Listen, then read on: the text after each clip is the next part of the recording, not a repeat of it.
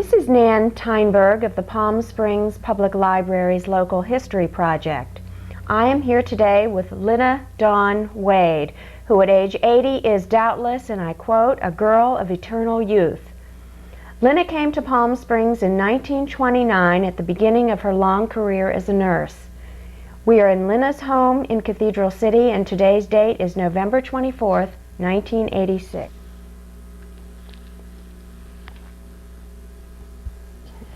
Good. Now I'm going to slowly move away.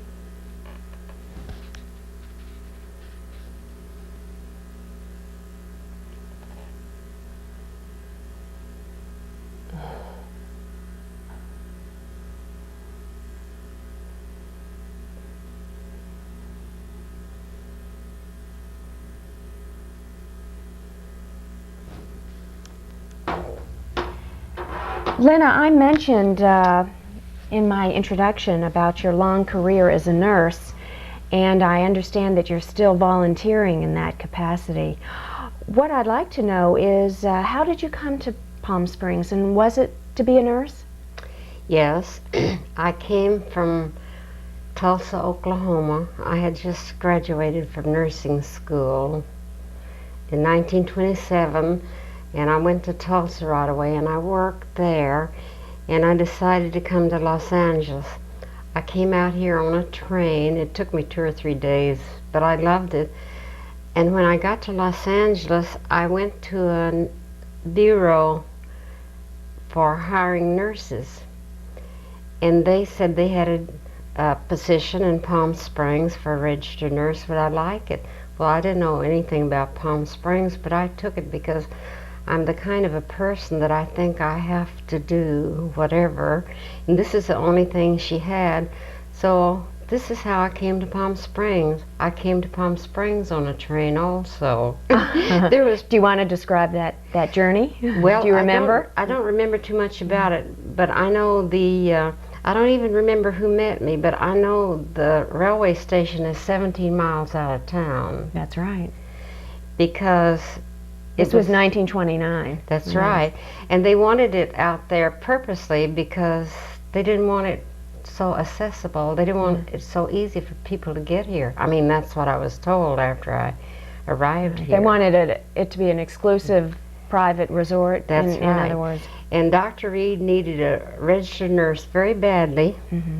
I wanted to ask you about, we'll talk about Dr. Reed's solarium, as he called it, and I wanted to explain the picture that you showed. That was you at age 23, is 23. that correct, in 1929? That's right. And you are in front of the sign that said Dr. Reed Solarium. That's right. Why the name Solarium?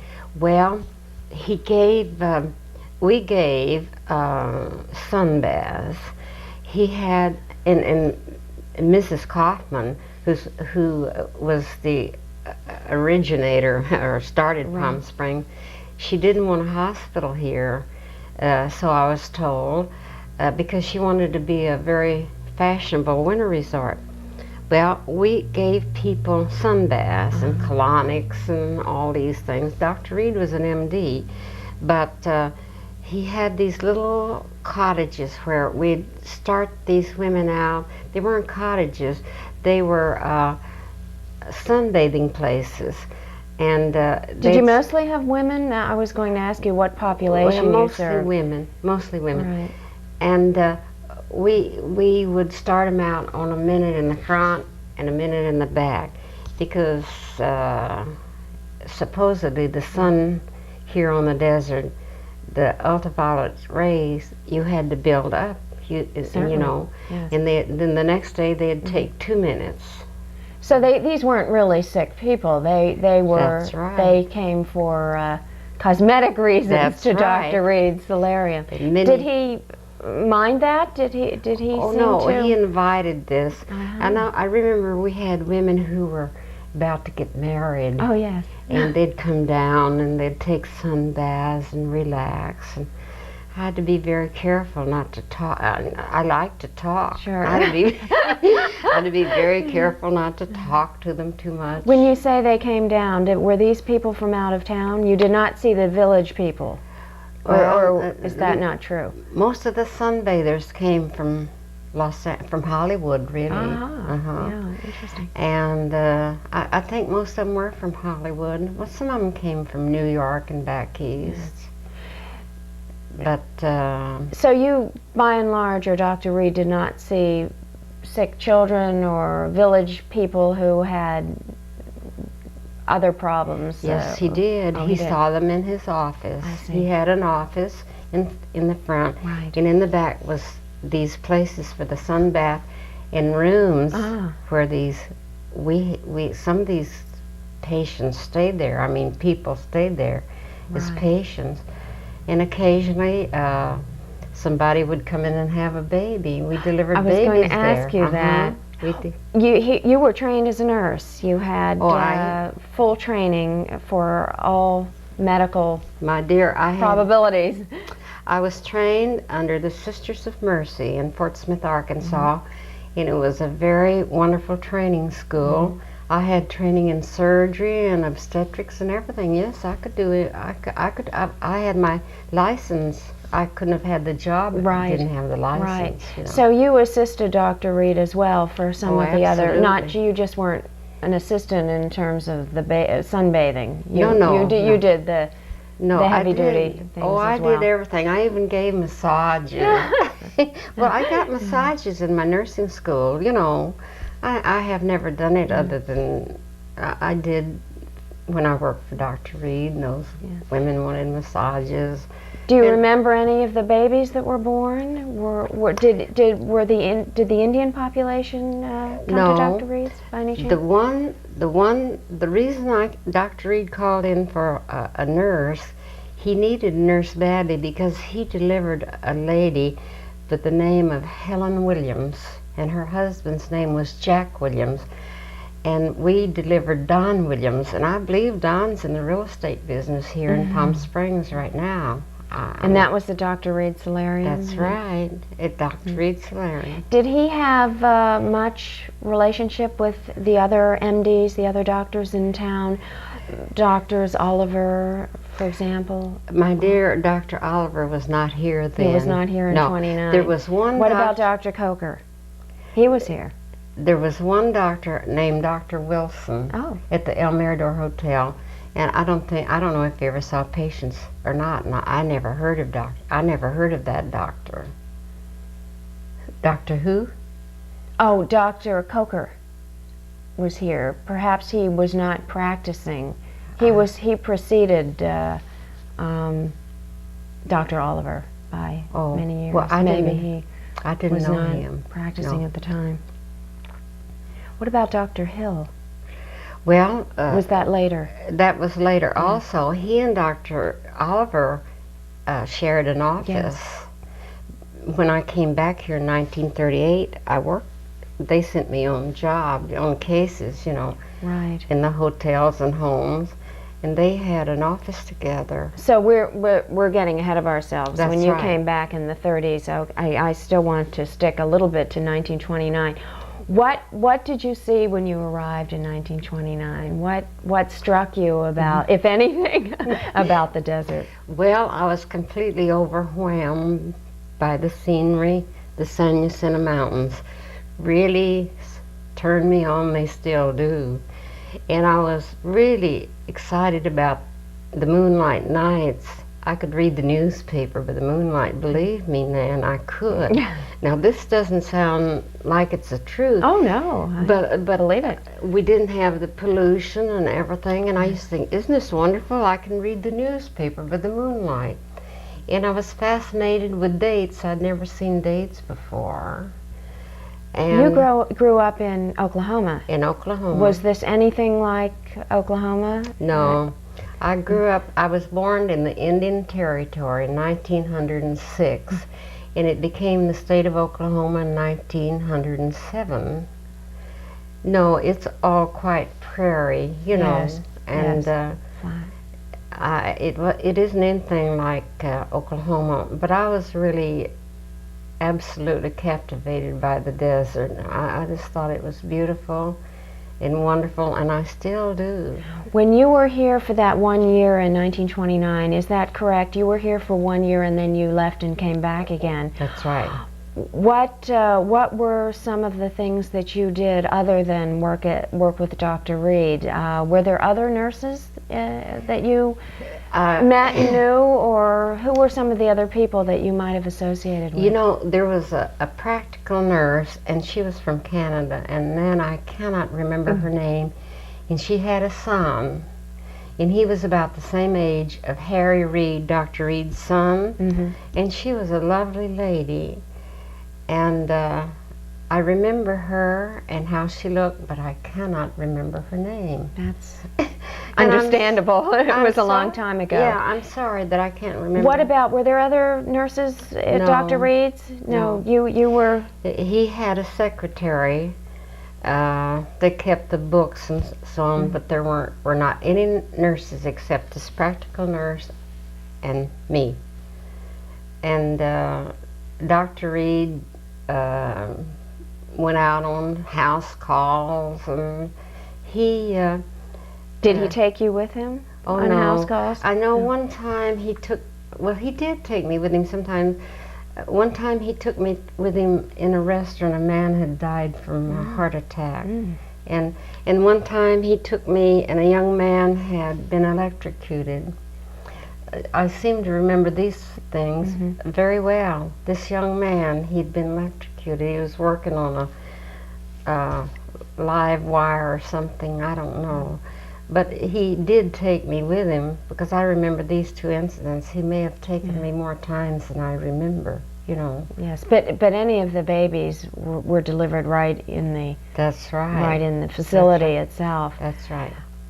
Do you remember where you lived when you first arrived? I lived at Dr. Reed's place. They had a room for me there. I ate with right on Palm Canyon. That's right. Yes. And I ate with Dr. and Mrs. Reed, and they had a cook, and she was Swedish, and she was wonderful. I can't remember her name, and her husband was a handyman around. And they had a daughter named Emily. And she was a little girl, but I can't remember their last names either, but I remember Emily very well. I remember their faces and how they looked, and what a wonderful cook she was. So I lived right there, and I ate with them. Did you get a chance to mingle with other people, other townspeople, or what did you do for fun? Well, you know something, Nan, most all of my life I've been a dedicated nurse, and fun never exactly figured in. But I know there was a dance on Saturday night at school. Earl Strebe had the dance. The Francis Stevens School, yes. And the movie.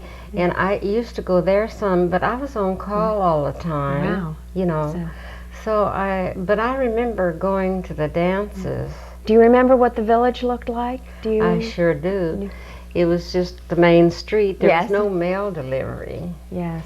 And how did you get mail, and how did you keep in touch with home? You went to the post office, and you had a box. Sure. Yes. Was that at Licken's store? He had the post office, and who did? Carl Licken. It was at the hardware store. Yeah. It was I don't next door to the remember post him. office. But there was a big drugstore. Naturally, I'd remember that. Yes. It was called Patterson, and this man's name was Pat Patterson, that had the drugstore. And there was a man who worked in there. I can't remember his name, but he used to play the horses. And every time he'd win, he would give me money to buy myself a dinner somewhere. I don't know where. I was going to say, where would you buy yourself a dinner? I don't know, but he did. Do you remember the El Mirador at that time? It opened in 28. Oh, yes. I remember the El Mirador. In fact, I went there to dinner several times. I was invited by patients, That's you know. Nice. Yeah. And I met some celebrities there. Do you remember who you met? I remember a lady. She'd just been at the White House visiting with whoever the president. Who was the president? In 2029? Oh, don't do that to me. And I was so thrilled because I'd met a lady that had been to the White House. Who was the president I then? know. Well, we'll ask Bill. 29. It was her. It was Hoover. Hoover. Yes. Well, she'd been, and I met quite a few celebrities. I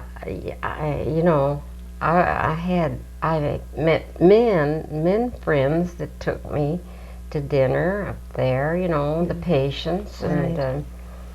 and I became acquainted with Warren Penny. He was the manager of the El Mirador, and I knew his wife, Mrs. Penny, and but most of the people that I met was through the office, working in there. Yes. Because I didn't get around very much otherwise, because really I was on call all the time. Right. And you were single, and you were 23, and I'm Yes. sure there weren't too many single people around, or young people for that matter. And I thought I was a professional lady, and I had to be loyal to my work and my boss.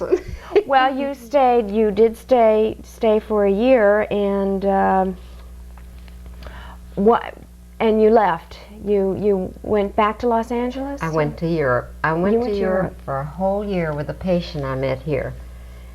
The patient's name, he was an old man, very old and feeble on a cane, and his name was Colonel Lankersham. There's a street named down in North Hollywood from him. And I went and stayed a whole year. He used to go to Europe every year. And I went with him, and because he had to be really taken care of, bathed and all this business. Yes. But, Was this your first experience in Europe? Absolutely. and Colonel Langston had a box at the Opera House by the year, because his daughter lived there. And you were there for just a year?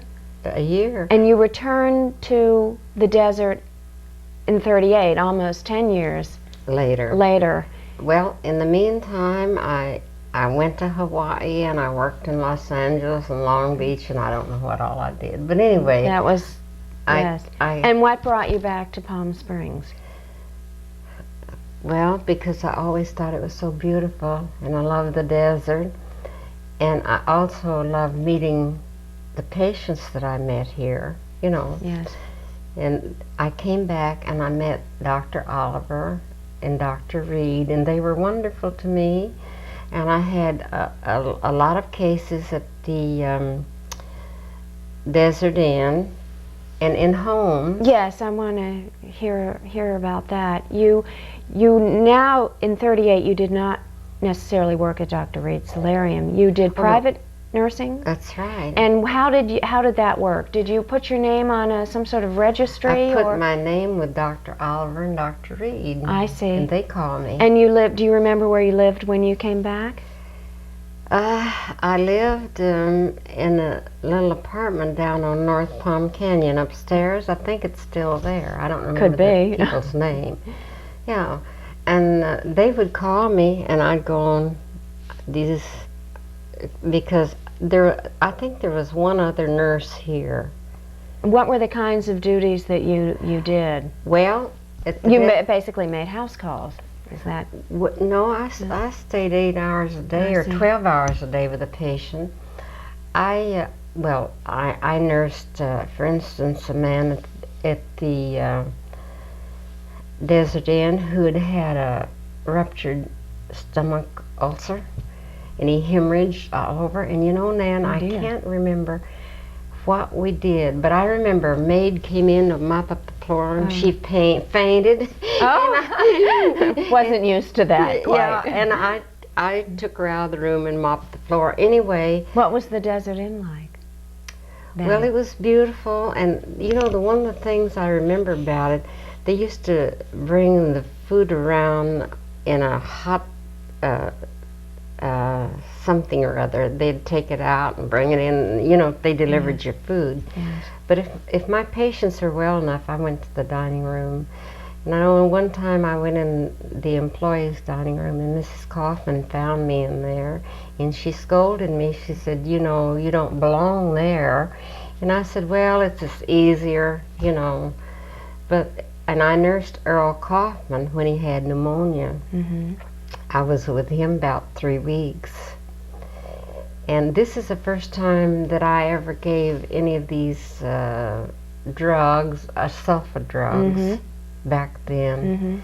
I remember giving sulfa drugs, which was supposed to be dramatic, and they were, you know. Yes, that was. And now in this nursing world, I've really, you know, I've seen it grow, and I've seen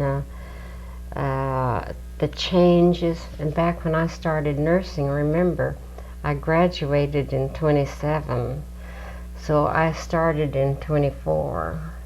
So can you imagine what I've seen? Oh my heavens, yes. All these years. Yes, it's been 60 years of nursing and all of the changes. And I still have my license up till 1988. I go to school and I keep them up. Extremely admirable. It Thank really you. is.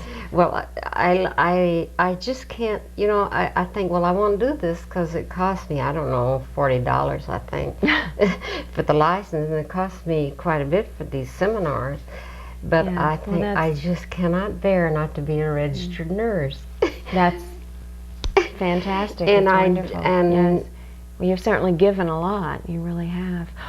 Let me ask you, but going back to 38, were there any other memorable patients? You saw more people then than you did in 29. I worked all the time, but so many of them don't stand out in my mind. I remember nursing a patient named Humphrey Burge, B-E-R-G. And his home is now the Ingleside Inn. Yes. If I'm not wrong, I think I'm right about that. I know they had. What did it look like then? What was the Ingleside Inn like Well, then? Was it a rooming? They had hotel? 5 servants. You know, I was used to these people having servants, and they all did. Certainly. Well, it wasn't a hotel then. It was his home. It was yes, his home. Of course. This man, as far as, you know, I was never curious, and I never questioned my patients, but this man, I believe, was in the wallpaper business. I think that's what he was in. I don't know. I don't recognize the name. I don't either. But they must have been very wealthy. But I was with him a month or 2. You see, Was that pretty much country over there? There was nothing surrounding it. No. Was there? Yeah, it was. It was really. Everything was pretty much country. Right. You know. And so it was a private home. I'm sure very elegant. Oh, very, very. Yes. Chauffeurs and maids and cooks. And you know, somebody else I nursed a man by the name of Mr. Garlick, who he and his wife run the Oasis Hotel. Right. Okay. Hobart Garlick. Hobart Garlick was his name. And let me tell you, I maybe shouldn't tell you this, but I was nursing him, and on a Sunday afternoon, he said to me, he wrote my check, and he said, I won't need you tomorrow. And he said, I want to give you this pen to remember me by because I'm going away. And I said, well, where are you going, Mr. Garlick? And he said, oh, I don't know, I'm going on the airplane. And I said, well, could I come and drive you at the airport? He said, oh, no, I have someone. And the next morning, Dr. Oliver called me and told me he'd shot himself. Yes, yes. And I do know that story. But that is incredible that you were there. I was there with him, and yes. He was supposed to have been a lovely, wonderful man. Well, this is what he said to me. He said to me, nurse, I want you to keep this pen to remember me by. Isn't that something? Yes. You know, and these emotional things, I seem to remember very well. Yes. Well, he was an important citizen in Palm Springs history. And his wife, they were just wonderful people. But I can't remember why I was nursing him and why I was with him, but I developed quite a nice professional relationship with him because I'd been with him for a month or 6 weeks. And when Dr. Oliver called me and told me this, I just couldn't. It just upset me to no end. That's hard. Do you remember anybody else? It doesn't have to be as dramatic as this, but well, let me see. From that time, I can't.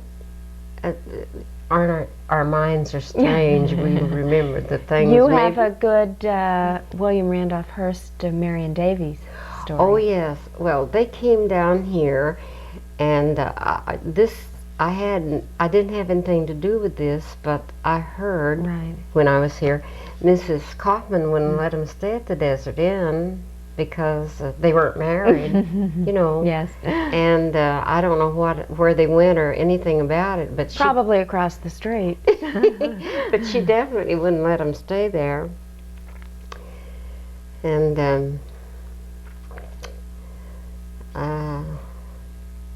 that was quite a learning period for me because, remember, I'm a little Oklahoma girl.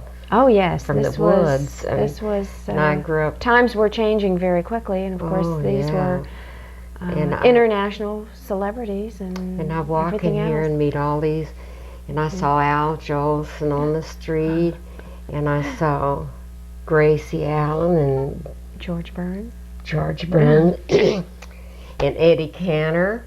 And I saw a lot of them. Yes. And do you this was in the 30s, and in the late 20s, the town was very quiet. Yeah. Yes. You remember Adolph Menu? Sure. Well, one day I bumped him on Palm Canyon. My bumper, I bumped him, and his wife jumped out of the car, and she says, "Call a mechanic, call a mechanic." Isn't that funny? And she spoke with some sort of an accent. But I saw a lot of them. They were around because it was a small place. And everybody was very relaxed, and they didn't hide. Let me ask you about the medical community in the late 30s. There was no hospital still. This was before Attorney General, of course. Where did people go in an emergency situation? You know, there was a little hospital over in Indio that was owned by two brothers. Yes, I'd heard about that. And I don't think anybody, I don't know if they went over there. I don't know where they went in an emergency. But because you see, if Dr. Hill or Dr. Oliver went out and found somebody that needed to be an emergency, they wouldn't call me in. But the really sick patients were sent possibly to Riverside or possibly to Indio, I guess. That's right. Yes. And I think we used to send some of our laboratory work over to Indio because we had to do blood counts on these people, some of them. And I think that's what we did. Yes. But I remember about that hospital over there, and two brothers owned it. I remember that. Yes, I had heard that it was privately owned, and so you had really no connection otherwise with the medical people in Indio. No. And what about babies? Where were babies born at this time? Did they still go to private clinics or in their home? In their home, I think. And you know, it's a strange thing. The only baby I remember helping deliver was Don Williams. Yes. I don't remember Dr. Reed delivering it anymore that year. But this one. Yes. What about the people who were ill in the hotels at this time? Were people like Dr. Oliver called in to go over to the hotels, or did the hotels have their own medical people? They called Dr. Oliver, Dr. Reed. Now there was also a doctor here by the name of Dr. Gray, and he was called to the motels and hotels too. But Dr. Oliver and Dr. Reed were the main ones, and they were the ones I worked for. Yes, yes. And they were the ones that always called me, you know. You mentioned Dr. Hill. Was he around then too, or? He and Dr. Oliver had an office. I see. I think it's about where Colonel's Chicken is down there. It was in an old house. Yes. So and they were partners. So they were. And they were wonderful. Dr. Hill was a wonderful person. And he was much older than Dr. Oliver, I think. You know, I didn't think much about age then, but I think Dr. Hill was older. And I remember Dave Margolius buying the Biltmore Hotel, and The reason I remember that's because I had a patient in there, and he was a movie director, and he was from Atlanta, Georgia, and he was very ill. And I was with him for a long time, and I don't remember. Seems to me their name was Patterson also. But I remember. I did not realize that the Biltmore was in existence at that time. That's right. Dave Margolis bought it, and he was just buying it, and they had rooms there, and I was with him for quite a while. Did you have a little car? How did you get from? Oh yes, I had a car. From one place to the other. I had a Nash. Did you ever hear of a Nash? Certainly. Well, I tell you, I bought a new Nash from that man where I was living down in North Palm Canyon. He had a Nash agency, and I paid $500 cash for my Nash. That's for a new car. A brand new Nash, $500. Certainly something to remember that has changed significantly. Hasn't it though? Yes. What about stores and shopping and food and so forth? Were there many markets at the time, or? Not many. I just don't remember about the markets. Yes. What about clothing? Were the shops pretty much located in the hotels, or? They were. The El Mirador had a beautiful shop, and they had a Indian girl there. They called her an Indian princess. She had all. Her name was Nagali Nanaba. Isn't that something? This just came to me. That's wonderful. Nagali Nanaba. And she was. Was she a bona fide Indian? Oh yeah, she was a full-blooded Indian, and she was a Navajo, and she had this shop in the El Mirador, and she had all these beautiful rugs and jewelry and so on. Did you know any other Indians in town? I don't. I've sort of met this. I mean, at this time, back in. This chief called, I think his name's Eddie Potencio. Potencio, certainly. Yeah, I have met him, but I don't know anything. It was not back in. No. At that time. Recently, I mean the last 10 years. I crossed his path, or he crossed my path. Certainly. Now, did you leave again before returning, or was this the time? We're moving up to the war years, and you certainly were very much a part of that. I left when here. you were here in '38. Did you leave again and then come back? I left here in '38, and I think I went and worked in Long Beach a while, and then I went to Hawaii. And that's where I learned to dance the hula. I was going to ask you about that. Yes, I know. I know. Did you do any of this back in '38? Any of the life-invigorating, reinforcing? I went to Hawaii, and I went. Nan, everywhere I go to school. When I was in Paris with that patient, I went to the Cordon Bleu. Wonderful. And because I went to lunch one day at the NRLEA club. And I saw these potatoes with air in them, and I said, how'd they get the air in these potatoes? And they said they were called pomme de terre soufflé. And I said, well, I want to know how to make them. So somebody suggested going to the Cordon Bleu. I went 6 weeks. What a wonderful experience. And I had a private chef, and he taught me how to make a lot of things. And they gave me a diploma, which I didn't deserve. Well, I'm sure you did. Anyway. You had no chance to do any of that here, to be a part of any of... When I was in Hawaii, I was I always did private nursing, and I thought the hula was so beautiful, and I wanted to learn how to do it. So there was an old man named Mossman. He had a hula school at Waikiki Beach, and he had and I went down there and signed up, and I went in a big class of young girls. Of course, I was young too. This was between you going to war. Yeah. Was this? This is before. This was in 39, 40. Right. Anyway, I went to Mr. Mossman's school, and I was so embarrassed because all the girls could do their hands so beautifully, and I was so awkward, so I went and I hired a private teacher, a lady by the name of Mrs. Beamer, and she gave me private lessons on my hymns, and now I do Yes, them very well, you know.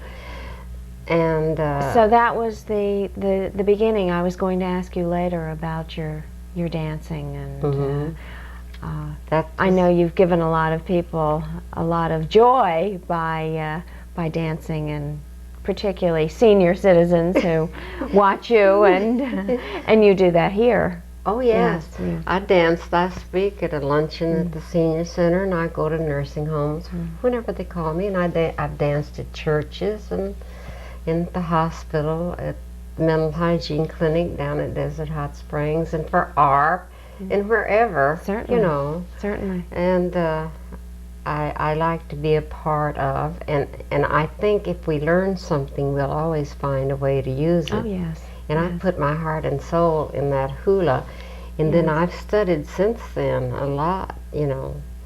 I was living up in Ventura 3 or 4 years ago before I bought this house, and there was an old man up there that had a hula school, and his students were from 6 to 14, and I went, and I went. Why I went not? for 2 years. Girl of eternal youth. That's right.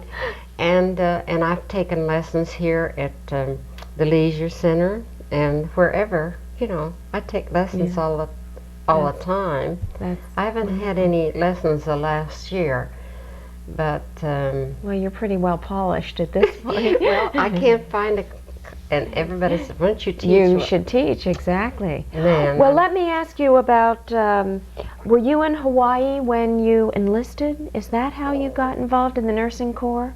No. Were you in Hawaii, or were you back here? I'll tell you, I was in Hawaii when the war started. No, I was in Hawaii. And I came home, and I went back to Oklahoma to visit my folks. I see. While I was back in Oklahoma, they bombed Pearl Harbor. Yes. So, I don't know. I came back to California, because I was just visiting back there. And I worked somewhere, I can't remember where, but then I went in the Army Nurse Corps in Los Angeles. I see. And you were under General Patton. That's right. And we're going to take, going to show the picture that was in the Mature American magazine, and I will focus on.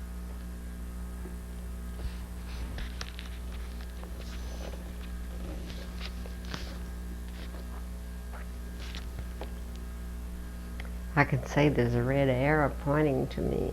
Certainly. Yeah.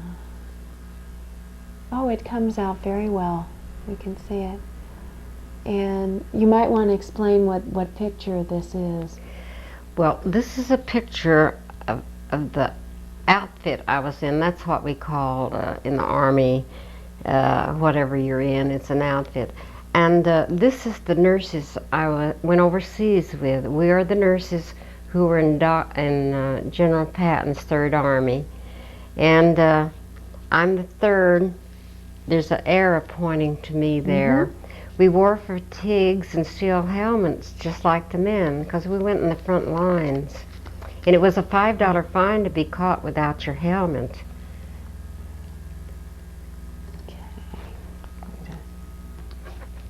Well, we've seen the picture, and I know this was an extremely difficult time for you, and in fact you've gotten a Purple Heart. Did you want to talk about that incident? Well, and you know, I find it very difficult to tell this to people, because I don't know, it's difficult for them to understand. But we nurses, we were in a unit that we followed the front lines, and we were transported by an ambulance with a big red cross on it, so that we wouldn't be fired on. Anyway, they were transporting us one day. We were just out of St. Lo, and on the Omaha beachhead, and the driver just swerved a little bit, I guess, off of the main road, and he hit a landmine. Wow. Now, our engineer corps had supposedly picked up all the landmines. But it hit this landmine, and all I remember was the explosion. I remember hearing the explosion, and I sort of remember a little bit here and there, but when I really came to, I was in England. They had flown me back with the other casualties to England. And then you got back somehow to Attorney General in Palm Springs. I'll tell you how I got there. General Patton would not allow any nurse to come home unless it was just something, I mean, she had this be something dying. Yes.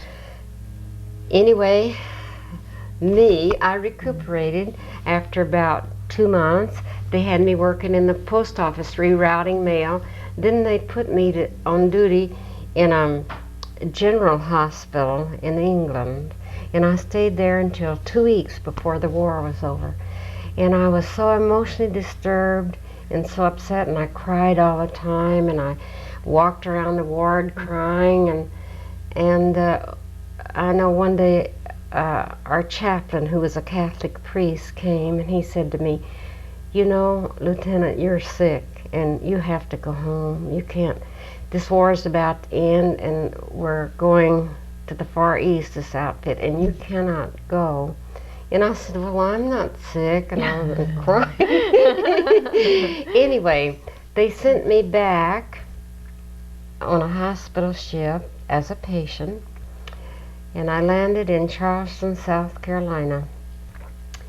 And from there, they ordered me, because my home was because I went in the Army and my address was Los Angeles. Yes, I see. They sent me to Attorney General.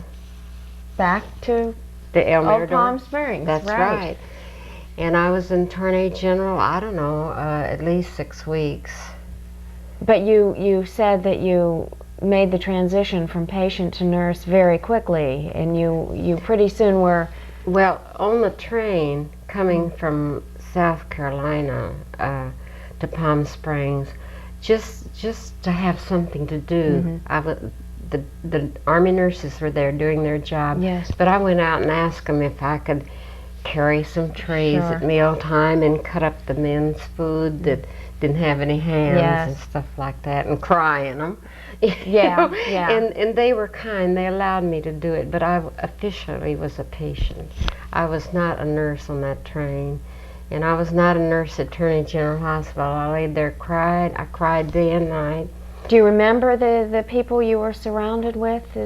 Well, I remember that's the first time I'd ever seen a gray lady. Yes, describe the gray ladies. Well, they were very nice ladies, and I know they came in the nurses' ward, and they told us if we had anything that needed repair, they'd take it home and have their maids do it.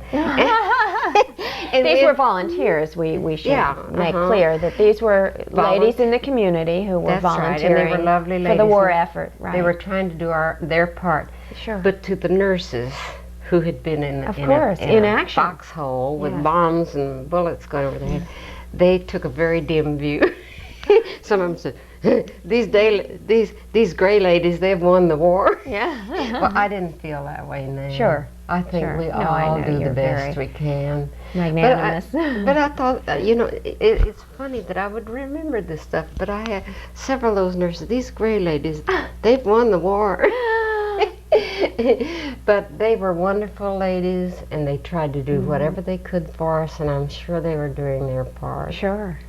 Yes. I mean, we can't all go and do one thing. Right. I didn't get in the front lines on purpose. I just went in the service, and that's where they sent me. Yeah. Do you know, Ann, my first year where I was sent to Fort Huachuca, Arizona, it was a 100% colored post. 1/3 of the officers were white. And you know, nurses are always officers. There was 13 white nurses and 150 black nurses. And the white nurses had different quarters. Yeah. And it was just I wouldn't even put it on tape because it was just something terrible. Prejudiced. Yeah.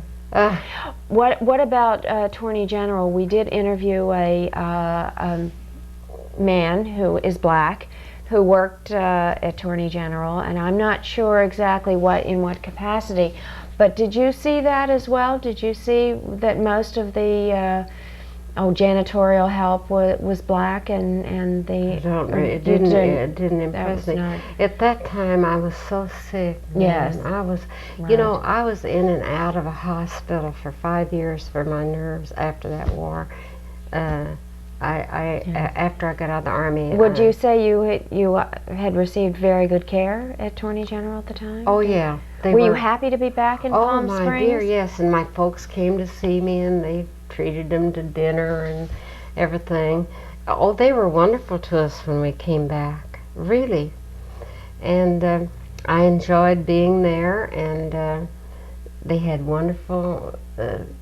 They did all kinds of gourmet dinners and things for us. Did you recognize the? I know that you weren't in a state of mind to appreciate perhaps this kind of thing, but you had probably had remembered El Mirador, and then all of a sudden this was a completely different facility. I remembered El Mirador very well. It hadn't been too long ago, you know. Yes. And but now it was all. I was in a room with about 30 other nurses, you know, in a ward, and I was a patient, and all I could think about was this man's inhumanity to man that I had witnessed. And I thought about it for years. It crosses my mind occasionally now, but I'm able to get rid of it. Otherwise, I was going to ask you about you have a very upbeat philosophy about life now, and did you before the war? No. But that had made changes significantly, but I was brought up a Methodist, and I had, I guess, been made to believe God was a big man in the sky. I don't know what I thought, but I was sure mad at him, and I sure did tell him off, and I sure did cuss and carry on, and when I got to San Francisco, one night I heard on my radio a Saints of Mine minister, and it sounded pretty good to me, you know, and I went down there the next day they said they were having classes, and I started studying religious science, and I began to get better after that. I see. Because I learned. Was this after your stay and after your hospital experience? Oh yes, it was a long time after. I found out God, to me, is not a big man up in the sky. And I found out about the laws of the universe and so on and so forth, and I've been studying ever since then. Yes, I know you have. Were you a part of the transition at all? I know you've done nursing in the Palm Springs community from 1929 on, off and on. Were you a part of the transition from Attorney General to Palm Springs Community Hospital? You were out of the area. I left here as a patient, and I didn't come back here till 1967. Oh, I see.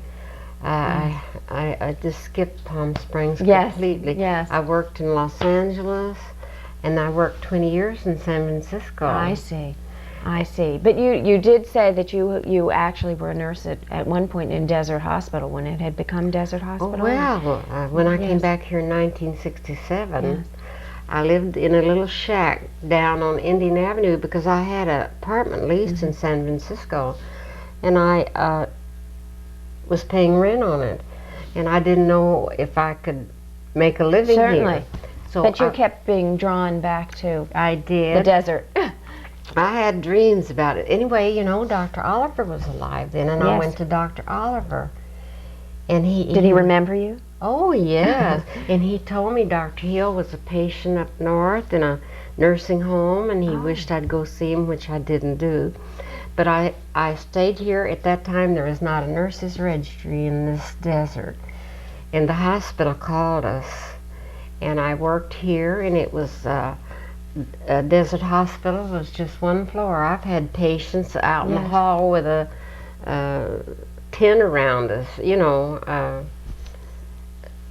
and I remember when they did the first high rise, and I remember when Frank Sinatra dedicated the educational center to his father. I heard him speak. Yes. I remember all those things. But Dr. Yes. Oliver was very much alive and going, and he was in that medical center, or medical... Palm Springs Medical Clinic, yes, Yeah, down yes, on- yes. That would have been the start, well, in the 40s, the start I of think the it's clinic. on Vista Chino. Now it's at Sunrise and Vista Chino, yes. That Yes. was in '67 when I came back here. Yes, oh yes, it had been in existence. And then It I started worked- in the 40s. Mm-hmm. And then you know what happened to Dr. Oliver. You know, he died a few years ago. But anyway, he was here when I came back, and he helped me. And I went to see Dr. Elliott because a doctor in San Francisco told me that he and Dr. Elliott were in the service together down here in the desert, and Dr. Elliott wanted to stay here. And I went to see him. And anyway, I didn't have any problem Now I'm getting work. Sure you, And I nursed some very important people here in the desert, you know. And I really love the desert, and I really don't care to be any other place. good, good. I'm delighted that we got a chance to talk about certainly that's one area that we haven't known too much about. We've talked to some of the medical people, but nobody is around who was here, you know, when you were in 29. So the information is invaluable, and we thank you. I remember there was a man here by the name of Mr. Stark. I don't know who he was, but he seemed to be somebody important. And he used to take colonic irrigations all the time. I didn't do that. I didn't. Somebody did, but I didn't.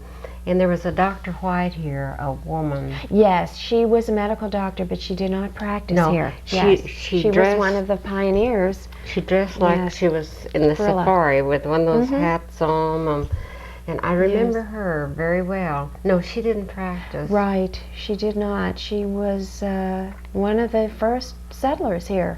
She and her sisters, yes. I remember her very well. Yes. And you know something, Nan? Down on Indian Avenue, I think it's about where, I don't know, in there somewhere beyond the post office, there was an Indian reservation. Did anybody tell you Oh, that? certainly. Oh, yes. And they had mud Yes. baths and everything? Yes, well, at the spa. That was Oh. at the spa. Oh, well, Did you ever do that? I knew about it, and a lot of patients were there, but Nan, I never had. I was on duty all the time. I didn't have time. But people, Oh, sure. I knew about it. And we learned that it was 25 cents, all of 25 cents a mud bath. And I Yes. know one That was in the night 20s. They had a Yeah. fire down there. Sure. And but those mud baths, a lot Yes. of people went for them, but I didn't. I probably Yes. wouldn't have anyway. Well, that was in fact the history of Palm Springs, whether some people like it or not, was really a history of caring health care. People Well- did come here for their health for one reason or another, and it's become fashionable to care for oneself. But I am aware from what you've told me and others that it didn't want to be thought of as a sick place. Well, I'll tell you, I community for sick remember people. just I can't remember who they were, but I remember a lot of people with arthritis coming here from New York, and they took those mud baths. Yes. And I don't know if Dr. Reed approved Yeah. of them. Well, I don't think it had a scientific basis, but I think people felt the water, it was the spa water, mineral water, and it felt warm, and it was comforting. And any heat helps. It doesn't matter, you know. So Certainly. it couldn't hurt them Exactly, anyway. exactly. And anyway, I remember about the mud bath very well, and I remember Mrs. Kaufman definitely did not want a hospital here. Yes, I've been told In that. fact, she by several told. people. I've spoken to. I mean, I have visited with her when I was nursing patients there, and she wanted to be a fashionable winter resort. Sure. And but anyway, so I don't know how Desert Hospital got started and all that, because I definitely was not here. Yes, I'm aware of that. Mm-hmm. We're going to show the picture of your trophy, and we want to hear the story about that. Just maybe we're showing the trophy. Lynna, if you want to talk about what this is and